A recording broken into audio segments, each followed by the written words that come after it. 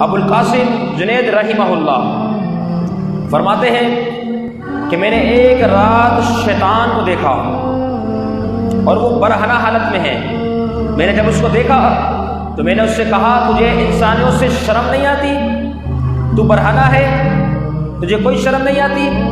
جیسے میں نے اس سے یہ بات کہی تو کہنے لگا کہ انسان کہاں، یہ تو میرے کھیلنے کی چیزیں ہیں۔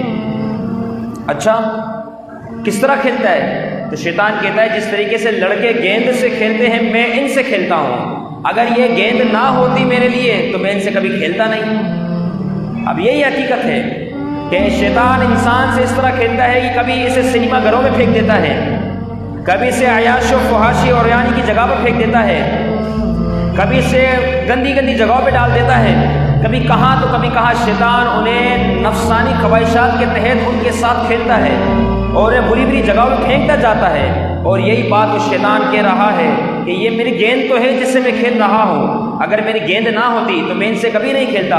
جس طرح لڑکے گیندوں سے کھیلتے ہیں، پھینکتے ہیں اپنی مرضی سے، اسی طرح میں ان انسانوں سے کھیلتا ہوں اور ان کو پھینکتا ہوں۔ پھر آگے خود کہتا ہے کہ ان بعض ایسے بھی ہیں جو میرے لیے گیند نہیں، جن سے میں نہیں کھیل سکتا۔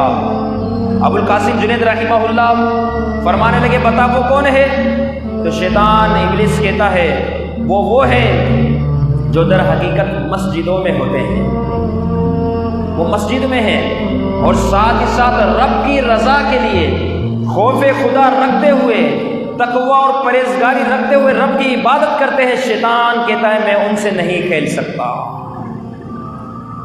وہ میرے شر میں نہیں آتے، وہ میرے شر سے محفوظ ہیں کیونکہ ان کے پاس تقوی، خوف خدا، پرہیزگاری ہے۔ تو یہ تقوی، خوف خدا، پرہیزگاری اور یہ مسجد اللہ رب العزت کی اتنی بڑی نعمت ہے۔ اللہ تعالیٰ ہم سب کو یہ چیزیں نصیب فرمائے۔